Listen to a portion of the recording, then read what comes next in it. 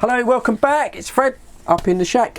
Now, those of you that have followed the channel for some time, you probably know by now that I suffer from quite a severe degree of hearing loss. In my day-to-day life, I wear digital hearing aids, something I need to do.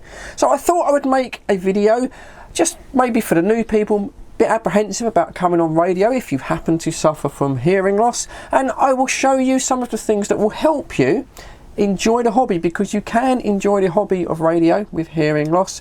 But there's things that you can do that make it a little bit easier, and things that I use, and I'll take you through that on this video and show you, and hopefully it might encourage you to come onto radio if you're a little bit apprehensive about doing so with a degree of hearing loss. Now, hearing loss is quite common. It's not until you suffer from it and you do a little bit of research that you realise. In the UK, for example, 1 in 6 people suffer from a degree of hearing loss. That's about 11 million people in the UK.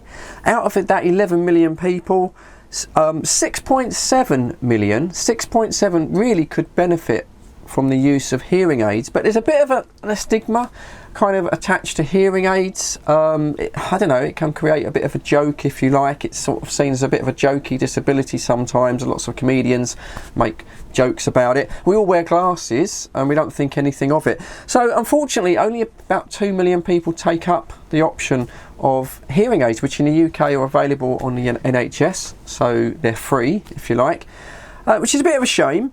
But yeah, it's the second most common disability here in the UK, and 40% of the over 50s, purely just by age, will suffer a degree of hearing loss, and 71% of the over 70s are going to suffer an amount of hearing loss. And let's be honest about it, most of the people using radio, coming back to CB radio, I imagine ham radio, we're all kind of getting on a bit now. The younger people don't seem to be following in our footsteps.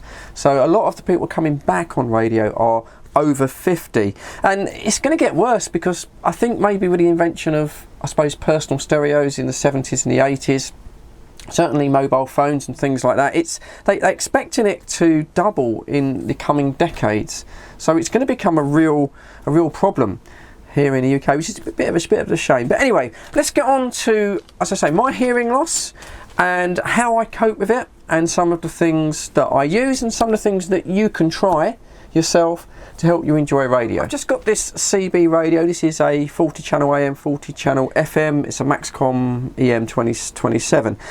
Now, what I found when I came back on radio myself, it's great that CB radios have got a lot smaller. Maybe not the 6900, but certainly the AM FM radios, they've got a lot smaller. But that in itself can create a problems. Firstly, the speakers tend to be underneath the radio, and especially with a lot of these new modern little micro Chinese radios, you don't always get a nice large sized speaker. They can be quite small, they can be quite sort of tinny, depending on where your hearing loss lies, whether it's the higher end or the lower end. It doesn't necessarily help you when the speaker is firing down. Yeah, it's very, very sort of tinny. So the first thing that I would suggest, if you're thinking of coming back, is maybe just investing on a separate extension speaker. One of the better speakers that I've found, and it's a bit of a big bugger, I do like big speakers, is this Cobra high gear radio speaker. They're not expensive, I think these are about £30 now. And as you can see, it's almost the size of the radio, but it does produce a nice, clear, deep sound, and it also has a headphone socket on the side, so you can plug in a separate pair of headphones. So yeah, once you get yourself an extension speaker, straight away it's front firing. I find that helps if you're wearing hearing aids as well, because they tend to be quite directional. There's very few CB radios. I think the McKinley is one, but there's very few CB radios that have a front firing speaker. I do like radios with front firing speaker, but it's not a problem. Just get yourself, even if it's a cheap one, you can pick these up for less than £10 on eBay, but get yourself a nice extension speaker, that will help. Moving on from extension speakers, I think the biggest advantage you can give yourself is to use headphones. Absolutely. Now, on the back of pretty much every CB radio that you'll buy, it does have, I say, a socket there for an extension speaker. Now, this is a mono socket, those extension speakers are mono. So you just need to get yourself a little adapter like this. You pick these up on eBay, they're only a couple of £, and it's a 3.5 mono jack, and then it exits as a 3.5 stereo jack. So it just allows you to use standard stereo headphones, a bit like these ones here, for example. So it allows you to use standard stereo headphones, and then you can plug them in to the back of your radio, and then you'll get the sound coming out of both ears. If you just plug the stereo jack straight into the back of the radio without an adapter, unfortunately it'll only come out of one ear, which you can get by on that, but that does become quite annoying. So yeah, just standard stereo headphones, massive advantage coming out of both ears. The only problem you're going to find is that these Sony headphones we've got here, they are tuned for music, so they tend to sort of be tuned to enhance the lower frequencies, bass, things like that. That's not really what you want when you go onto radio. You're not interested in bass. What you really want is a boost on the mid-range where the sort of vocals are coming through 1 kilohertz, something like that.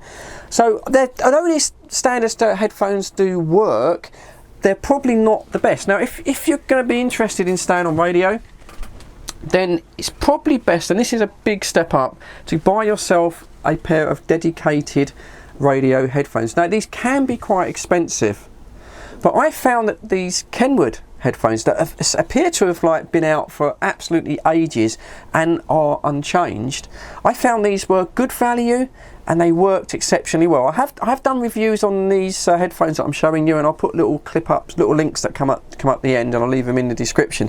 So these headphones here, these are the HS5 headphones, and they're kind of like something that's lost in time. They are really nicely made. Everything is aluminium or aluminum, if you like. There's very little plastic on the headphones. You get a extra set of cushions as well. You can have the full ones, or you can just have the sort of donut ones. I prefer the sort of full ones myself. Really well. The only slight problem, and it's not really a problem, but they generally come with a full size mono jack, which won't fit into the back of your radio. But again, you can just get yourself a little simple adapter. This is a stereo adapter, but I'll show you in a minute. You can get these mono, and again, you just put that on the end, you stick that back into the back of your radio. Massive advantage. Now, if you think these are a little bit heavy and a little bit clunky, well, Kenwood make a lightweight pair, which are even more cheaper, in fact. And this is the HS6 Kenwood. It's the same idea.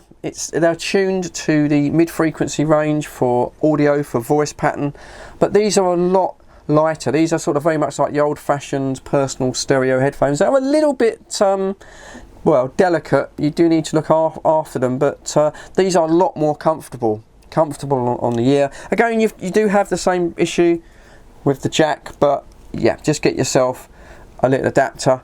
And overall, I mean, they cost probably about the same as a good quality pair of audio headphones. It's just that there's a lot more choice on audio headphones, and there's a lot more competition. So radio headphones do tend to sell for a little bit more money.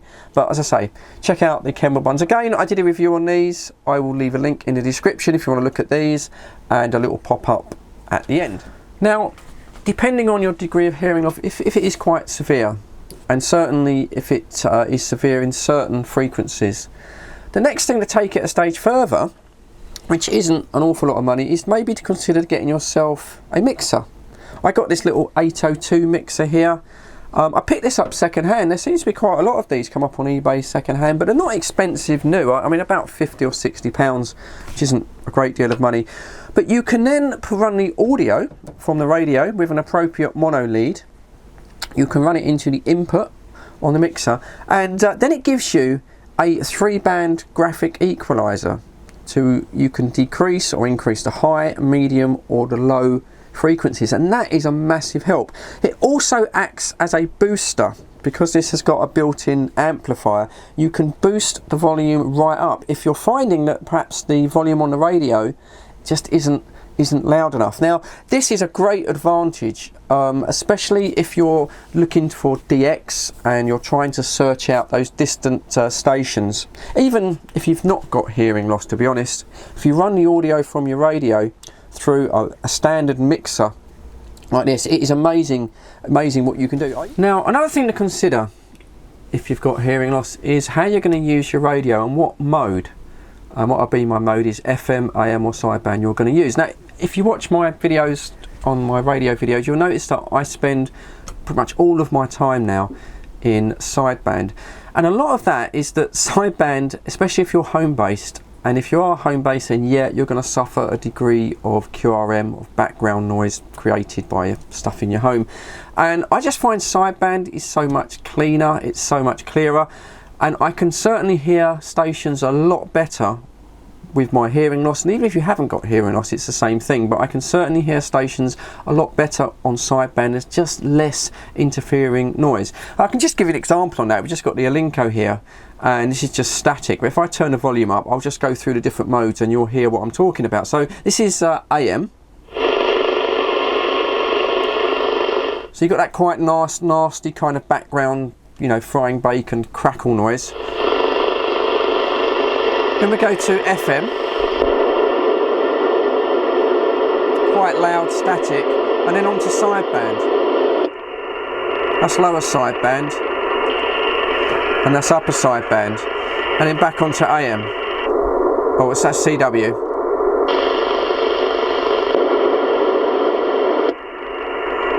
So yeah, sideband is just that little bit easier to work and to operate, certainly if you've got hearing issues.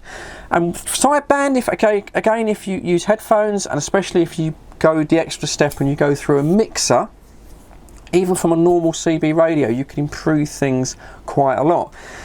Next thing, well, obviously I use these HF radios. They're not type approved on CB. I do know that. I do get told that every now and then. Of course, you're just going to go on to CB FM. Don't waste your money on a HF radio. It really isn't worth it. For example, you know, this Yaesu 450, I would say works no better, or might even be slightly worse on FM. It's not really made for FM, to be honest. It is a sideband HF radio. If you go on the sideband like myself and you've got hearing issues, yeah, getting yourself a HF radio is a big step up on the receive front. They just receive a lot better, and it's common sense, isn't it? I mean, these, when they're new, I mean, I bought this one second hand for £225 plus delivery a while ago. They have gone up a fair bit since then. But yeah, when these are obviously new, they're more expensive. You've got better filtration. They are going to receive better than a CB radio on sideband. AM, I'm not really sure about. I think AM maybe not, but certainly on sideband. Also, even if you buy an old radio like this, it does have a degree of adjustability in the sound. This kind of has got, well, it has got a filter on it. So if it's like a tone filter, for example, if I just turn the static volume up there, hear that?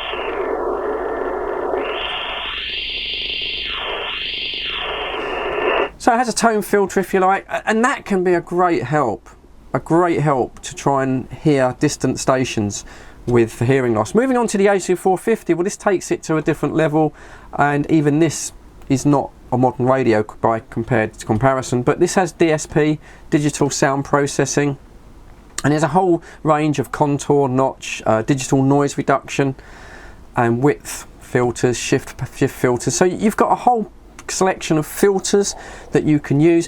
They do help. They certainly help. You can overdo it. I listen to some other people's videos, and sometimes they just go a little bit too high on the noise reduction, and it sounds like someone's talking through a tube or talking down a tunnel. But certainly these HF radios with the DSP, yeah, certainly you can tune them in finer. You can lose a lot of the background hiss that does cause you problems with hearing aids, especially if you're just using your hearing aids, not using headphones. I find the DSP quite useful. But even a older used radio, as I say, RIT, IF filter, things like that. Also, the noise blankers on these radios are far superior to what you get on a CB radio. They can certainly cut out a lot of background interference, which is a problem if you're home based. But there you go. I'll bring this one to a close. I don't want to go on too long. I'll just say to you that, as I say, if you're thinking a lot of people are coming back on CB, I really thought it was going to die down after the lockdown, but it's not. There's still a lot of people coming, and there's people now realising they've come back on. It's a little bit quiet, and they're starting little groups, starting little nets, and that's fantastic. And if you are watching my videos, and I say you've got hearing loss, you're not on your own. And if I can do it, and if I can go on radio with my degree of hearing loss, which is quite severe, I've only got about 30% of my natural hearing, so it's quite severe. If I can do it and make videos and make contacts, then you can as well. And yeah, you will get things wrong. Obviously, you'll hear, if you watch my videos long enough, you'll know sometimes I mess up call signs, mess up people's names. Guys on the 305, like Awesome Dave's really good, and Pucker, they know about my disability, and they'll help me out by sometimes repeating the person's call sign before they pass me over. It just gives me that little bit of a help. And it can be intimidating. It's no different if I know what it's like you perhaps using the telephone. I hate using the telephone in case you get directed to an offshore call centre and someone's got a very strong accent. It always seems to be Scottish or Indian. And I really struggle with that. And I know it's a lack of confidence thing, and I know that if you've got hearing loss, you might be thinking, I'd love to go back on radio, but people aren't going to be that patient.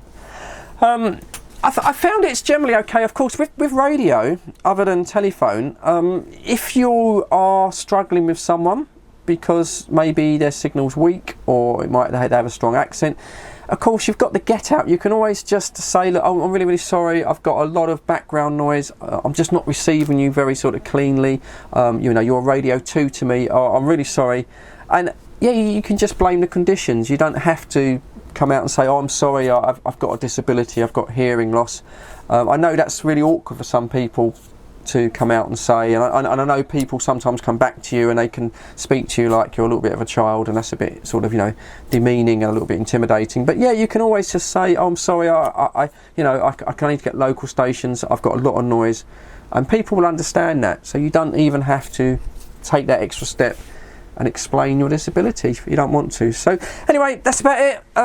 Yeah, don't let it put you off. If you've got hearing loss, don't let it put you off. Headphones, decent quality radio headphones, extension speaker, and if you get into the hobby, yeah, if you want to take the next step, get slightly better equipment. Don't buy it new, just perhaps buy it second hand, it's a bit cheaper.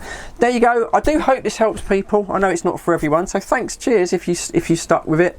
Give the old video the thumbs up, I do appreciate that. But as for now, please take care, please stay safe, enjoy your radio, and I'll catch you on the next one. Cheers now.